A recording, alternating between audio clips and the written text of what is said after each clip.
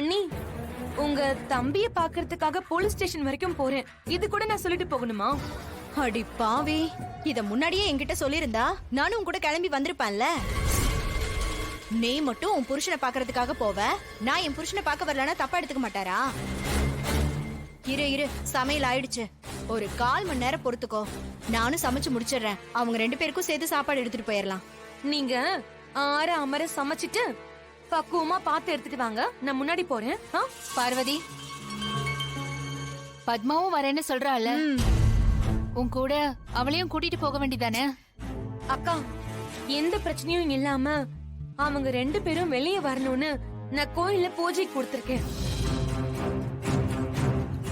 நான் கோயிலுக்கு போயிட்டு அங்க போறதுக்கே லேட் ஆயிடும்க்கா.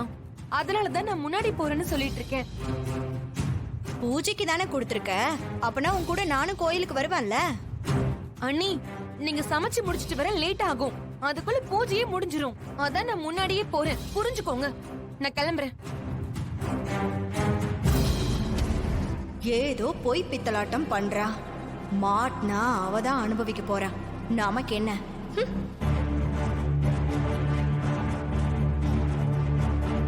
பார்வதி கோவிலுக்கும் போகல, போலீஸ் ஸ்டேஷனுக்கும் போகல, வேற எங்கேயோ போறா.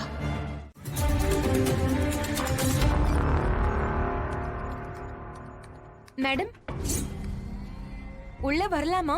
பார்வதி, வா, உள்ள வா. ஏன் அங்கேயே நிக்கிற? உட்காரு. பரவாயில்ல மேடம். ஏன் ஒரு மாதிரி டென்ஷனா இருக்க? முதல்ல உட்காரு. இல்ல மேடம், நான் ஒரு முக்கியமான விஷயம் பேசுறதுக்காக தான் வந்திருக்கேன். சரி, என்ன விஷயம் சொல்லு. என்ன மேடம், எதுவுமே தெரியாத மாதிரி பேசுறீங்க? உங்களுக்கு எங்க பூர்வீக நிலத்துடைய டாக்குமெண்ட்டை நான் தான் கொண்டு வந்து கொடுத்தேன். அது போததுன்னு மாமாவுடைய கைரேகை வேற நான் எடுத்துட்டு வந்து கொடுத்திருக்கேன். அந்த நிலத்தை கூட ரெஜிஸ்ட்ரேஷன் பண்றதுக்கும் நான் தான் உதவி பண்ணிருக்கேன். ஆனா நீங்க என் புருஷனையும் மணி அண்ணாவையும் போதைப் பொருள் கேஸ் போட்டு உள்ள அனுப்பியிருக்கீங்க. இது எந்த விதத்துல மேடம் நியாயம்? ஏதோ ஒரு கோவத்துல உங்க ஆபீஸ்க்கு வந்து கலாட்டா பண்ணாங்கன்னா அதுக்காக போதைப் பொருள் கேஸா மேடம் போடுவீங்க? இப்போ ஜாமீன் கிடைக்கல, அவங்களால வெளியே வர முடியாதுன்னு வேற சொல்றாங்க. என்ன மேடம் சிரிக்கிறீங்க? நீ பண்ண உதவிக்கு உன் புருஷனை உள்ள வைப்பனா? எல்லாம் ஒரு கேம் தான். இல்ல, எனக்கு புரியல மேடம். வர கார்த்திகை தீபம் அன்னைக்கு அந்த லேண்ட் பத்திரத்தை நானே திருப்பி கொடுத்துருவேனோ, அன்னைக்கு கோவில் கட்ட பூமி பூஜை நடக்கும்னு உங்க மாமா என்னமோ பெருசா சவால் விட்டுருக்காரு. என்னை பொறுத்த வரைக்கும் அந்த பூமி பூஜை நடக்க கூடாது. அப்படி நடக்கலனா அந்த இடம் எனக்கு சொந்தமாயிடும்.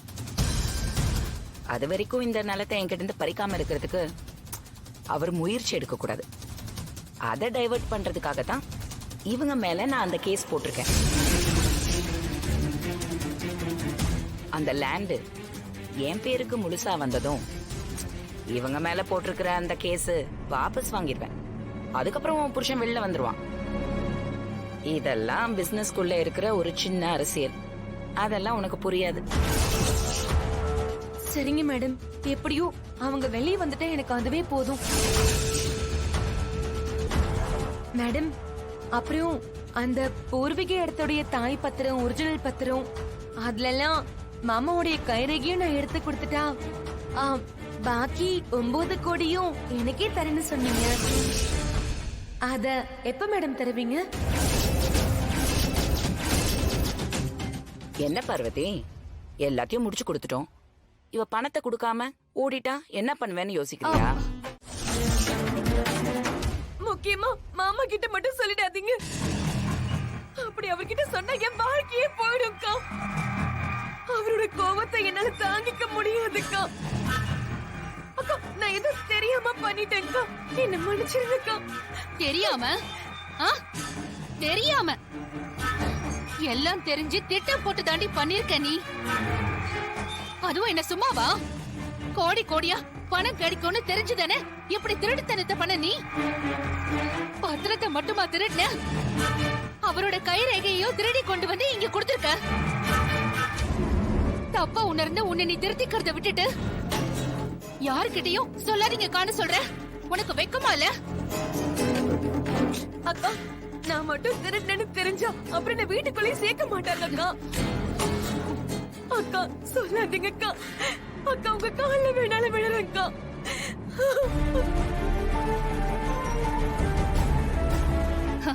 உன் கூட சேர்ந்து என்னையும் பொய் பித்தலாட்டம் பண்ண சொல்றியா?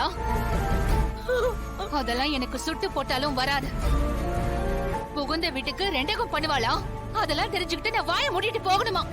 ஐயோ தாய், என்னால முடியாது. வாணி அக்கா, என் வீட்டுக்காரருக்கு மட்டும் தெரிஞ்சா என் கூட வாழவே மாட்டாரு.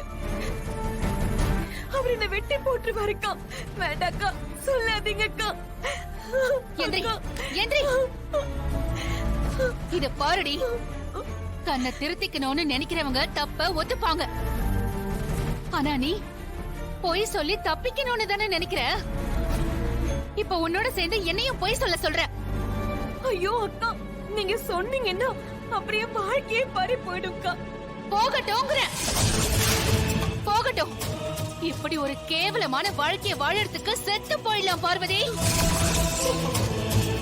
மரியாதையா வீட்டுக்கு வந்து செஞ்ச தப்ப ஒத்துக்கோ. இல்லனா உனக்கு விமோச்சனமே கிடைக்காது.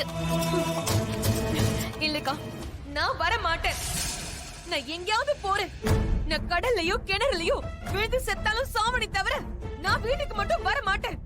இப்ப நீ வீட்டுக்கு வந்துதான் ஆகணும். வா அக்கா, நான் வீட்டுக்கு வரணும்னா நீங்க யாருக்கிட்டயும் சொல்ல மாட்டேன்னு சத்தியம் பண்ணி கொடுங்க.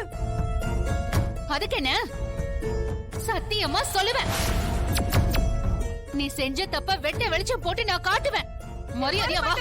வா, நான் வர வாடி. மாட்டேன்.